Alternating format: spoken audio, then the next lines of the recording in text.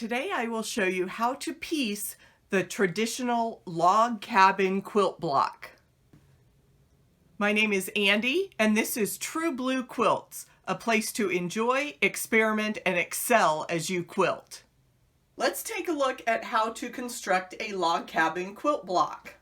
I have cut all my pieces from 2.5-inch strips.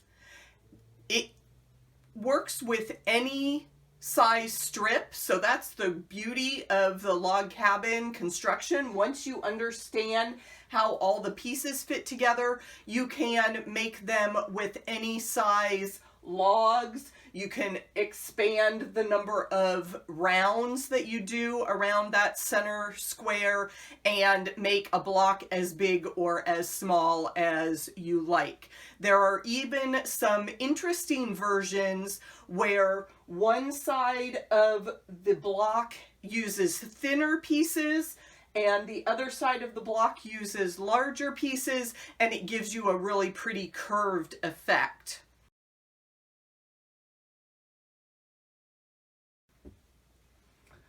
The traditional log cabin block has a red center to represent the heart of the home. This is very much a homey feeling quilt block if you look back at the history of the different quilt blocks. There is generally a lighter side and a darker side, so you can play with different fabric combinations. This is a great block to customize with the quilt recipient's favorite color scheme. If you're building off of let's say a college student, you're trying to gift them something they can use in the dorm, this would be a great idea to customize with just a few different shades of those colors.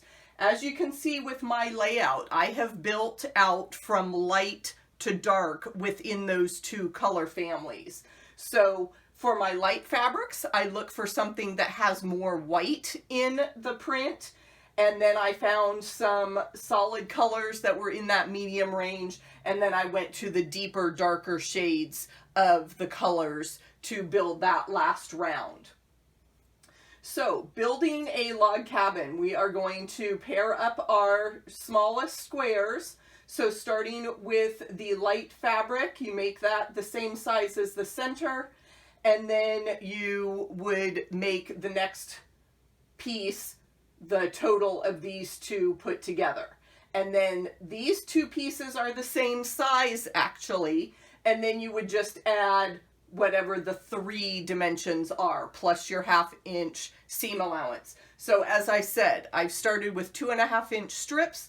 Those fit with 2-inch finished, so that makes my math very easy. I have 2 plus 2 is 4, plus my 1/2-inch seam allowance. So these two are 4.5, then I've got 3 pieces together, so this piece will be 6.5. Again, these two are the same, and then I need to add 2 more, so this is 8.5. Add 2 more, I get 10.5. Add 2 more, I get 12.5. And then that final piece is the full width of the block at 14.5 inches for my unfinished pieces.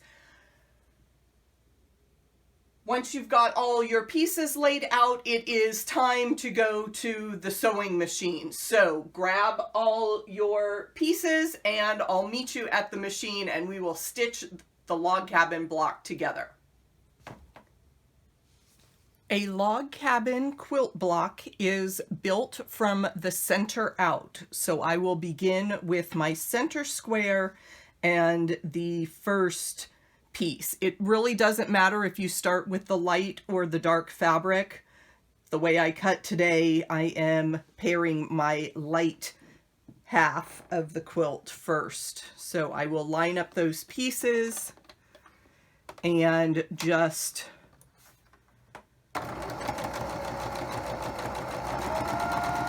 sew my block together. Usually I have more than one quilt block going at a time, so I have more pieces to feed through the machine. I'm going to press to the center of that block And then so this is the orientation of my block. I am going to put the piece I just sewed on the bottom.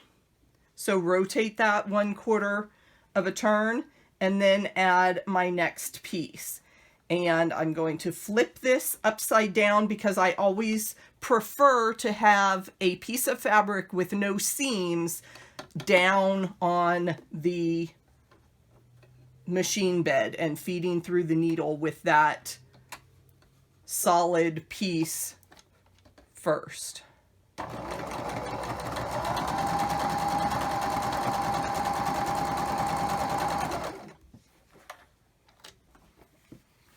Again, I will finger press towards the solid piece that I just added. That gets rotated to the bottom, and I add my next piece, which will be the darker color. And I will flip that over to sew so that I can watch that seam and make sure it does not get flipped or twisted as it is stitched.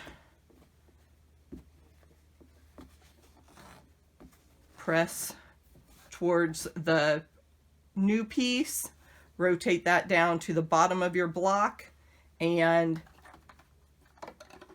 add the next piece.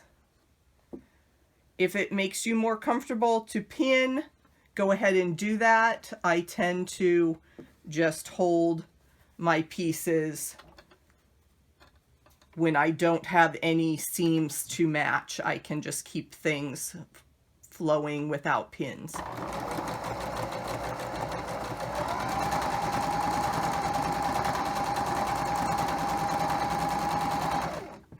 And you continue on like that until all the rounds have been added to your block.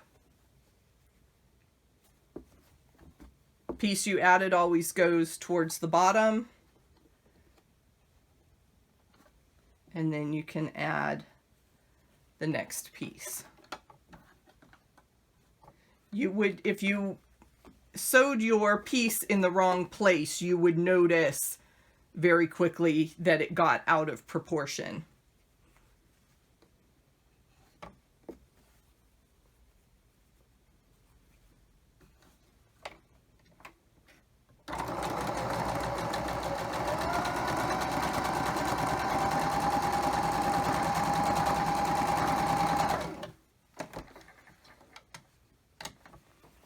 And for all of those who are concerned about the thread tails, I don't have my standard sewing kit here. I usually keep a pair of snips near my machine, and I would trim off all of those thread tails. Trim the thread tails as you go.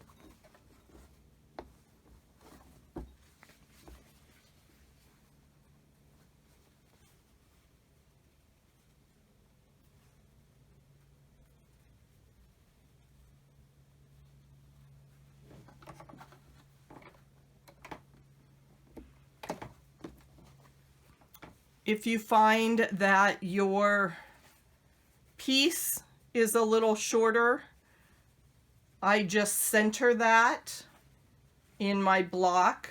I center the new piece because I know that was cut to the size that I want it, so I will have a little bit extra on those edges. You can trim between each round so that you have a perfect square before adding the next set of fabric strips.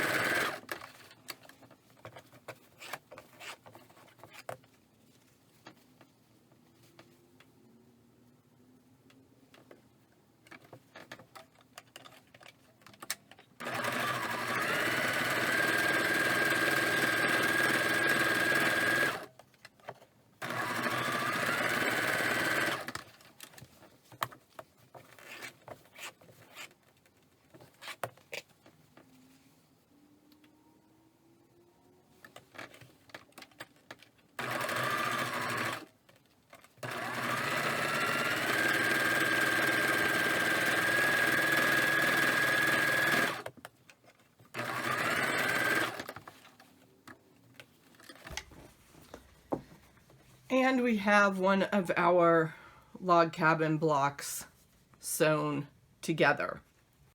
Log cabin blocks can be turned in many different ways to take advantage of the dark and light spacing to create interesting designs. You can also arrange the blocks in the border of a quilt to highlight a center motif. Are you interested in other classic quilt blocks? Check out the video below where I share my favorite star block. And then next week, I will be back with information about the tree quilt you just saw that has log cabin blocks in the border. I will describe how I quilted that custom request.